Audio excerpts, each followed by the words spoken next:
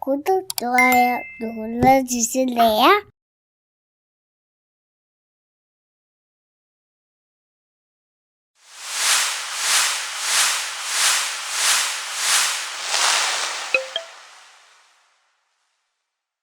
부산 지하철 1호선 온천장역의 육교에는 이런 말이 있습니다. 천년의 신비 동래온천. 동래온천의 역사는 신라 때까지 거슬러 올라가는데요. 특히 백학전설이 유명합니다. 백학전설은 여탕보고서 동래온천편에도 소개되는데요. 이 동래고을에 살고 있던 어느 절름발이 노파가 온천물 옆에서 다리 다친 학 한 마리를 보았는데 그 학이 온천물에 다리를 담그더니 다 나아선 훌쩍 날아가더랍니다. 노파가 그걸 보고 자기 다리도 온천물에 담갔더니 역시 다 나았더라 라고 하는 것이죠. 신라 때부터 효능이 유명했던 동래 온천은 조선 영조 때인 1766년 들어서 남탕 여탕을 나눈 집을 지어서 보통 백성들도 이용할 수 있게 되는데요.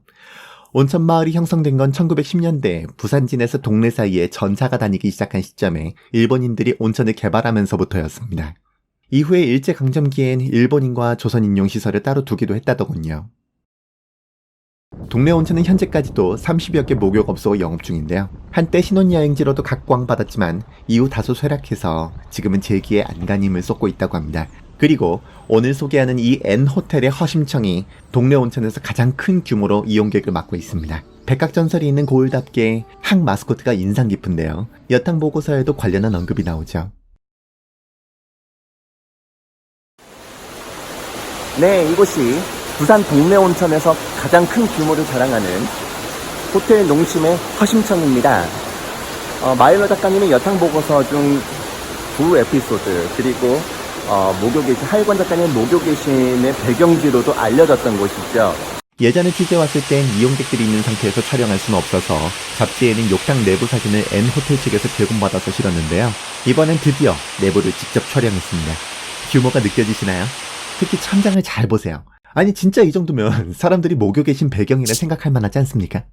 동래 온천 가운데서도 특히 허심청이 유명한 까닭은 굉장히 특색 있는 탕들이 많다라고 하는 것입니다. 그래서 많은 분들께서 여기 뭐냐 재밌다 이렇게 얘기하시는 분들 계신데 특히나 이곳 같은 경우는 들어올 때 입구에 있는 단간부터 시작해서 철학탕이라고 불리는 곳의 그 구상까지 포함해서 굉장히 재밌는 구성들이 많아요. 단순히 규모만 커서가 아니라 규모가 커서 재밌는 게 아니라 탕의 구성 자체를 굉장히 개성 있게 해놓았습니다. 한번 내부 구성을 둘러볼까요? 백학전설을 반영하듯이 학 조형물이 온탕과 열탕 사이에 서 있습니다. 고대 휘목탕입니다. 이 탕에 쓰인 나무는요 4,000년 이상 된 3m 이상 생목이 300년간 땅 밑에 묻혀있던 그런 진재라더군요. 그 뒤에 폭포수도 꽤 강렬합니다. 여탕 보고서에서도 냉탕 폭포수변이 따로 있는데요. 다른 점이 있다면 여긴 온천 폭포수입니다. 물이 엄청 세긴 하네요. 그 옆 계단으로 올라가면 노천탕이 등장합니다. 노천탕 하면 역시 겨울이죠.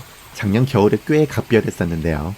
원래는 위쪽이 뚫려서 하늘을 볼 수 있었는데 근래에 고층 건물이 많이 들어서서 안쪽이 보이게 되는 바람에 저렇게 발을 쳤다는군요. 노천탕을 나와서 2층에서 육교를 지나면 세신사들의 공간이 등장합니다. 사람들은 이곳에서 때를 밀게 됩니다. 목욕의 신이 바로 이 세신사, 즉 때밀이들이 주인공인 작품이죠. 왠지 정말 저 회장님이나 허세를 만날 수 있을 것만 같습니다. 여탕 보고서에도 세신사편이 있습니다. 어렸을 적에 꽤 궁금했는데요. 여탕 쪽 세신사분들은 저런 모습이신 모양이더라고요. 자, 그리고 드디어 허심청에서 가장 개성이 강한 공간을 보실 차례입니다. 물을 가로질러 마치 석실 같은 공간으로 들어오면 세 가지 탕이 있는데요. TV를 보면서 목욕할 수 있는 영상탕, 샴페인 성분을 섞은 모양인 샴페인탕, 그리고 바로 이 철학탕이 있습니다. 이곳은 처음 봤을 때 정말 너무 강렬해서 정신이 막 혼미해졌었는데요. 이름이 철학탕이라니 대체 이게 어느 철학자신가 너무 궁금해서요. 예전에 한번 문의해봤었거든요. 그때 담당자는 소크라테스라고 답변을 하더라고요. 뭐가 이상했네? 소 선생님이랑 털 컬이 좀 다른 것 같은데 말이죠. 그리고 또 하나 특징을 들자면 허심청은 위쪽이 유리여서 하늘빛을 그대로 볼 수 있습니다. 그래서 시간에 따라서 변하는 하늘빛을 구경하는 재미도 있습니다. 해 뜰 때의 그라데이션이 참 좋더라고요. 그리고 색이 변하는 기둥의 조명도 꽤 볼만합니다. 지금 이곳이 재밌는 게 뭐냐면 제가 서 있는 이곳이 바로 여탕입니다. 남자가 왜 여탕에 와 있느냐? 이곳이 지난 3월부터 고친 지 얼마 안 됐다라고 해요. 그래서 시설이 굉장히 최근 겁니다. 그래서 지금 이곳을 협찬을 받아서 지금 찍고 있고요. 굉장히 남탕하고 구성 자체는 크게 달라 보이진 않습니다만은 고쳤다고 하니까 굉장히 새 것 같아 보이네요. 여탕과 남탕이 다른 점이 몇 있습니다. 이를테면 얼마 전 새로 고친 여탕 쪽에만 있는 게 좌식 샤워 시설 쪽에 부산의 상징물 가운데 하나인 광안대교가 타일아트로 장식되어 있습니다. 다른 편 좌식 샤워 시설 쪽에는 백두산 천지가 역시 타일아트로 장식되어 있습니다. 그리고 역시 아직은 여탕 쪽에만 있는 신설 장비라는데요. 굉장히 비싸대요. 네. 노천탕 입구 쪽에 있는 미니 풀장에 대형 디스플레이가 설치되어 있습니다. 워터 리플렉션 효과를 정말 제대로 만끽하실 수 있습니다. 잠깐 보실까요?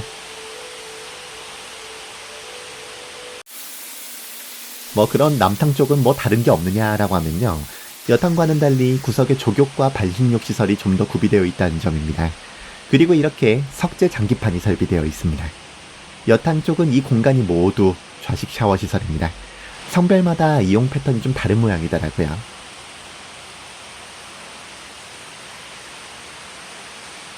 어쨌든 이렇게 허심청을 여탕과 남탕 모두 한 바퀴 쭉 둘러보았습니다.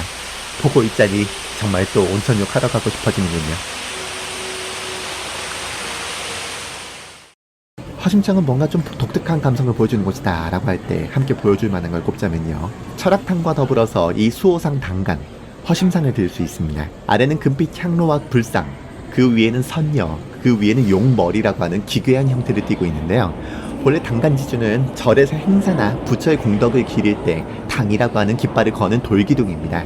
원주나 춘천, 강릉 등에서 볼 수 있는데 설마 목욕탕에서 볼 수 있을 줄은 몰랐어요. 어쨌든 허심창은 탕 내부에서부터 바깥에까지 뭔가 범인의 감각으로는 쉬 생각하기 어려운 발상들이 곳곳에서 묻어나는 굉장히 재미난 공간입니다. 정말 사람들이 목욕의 신 배경지라고 여길 법하다니까요.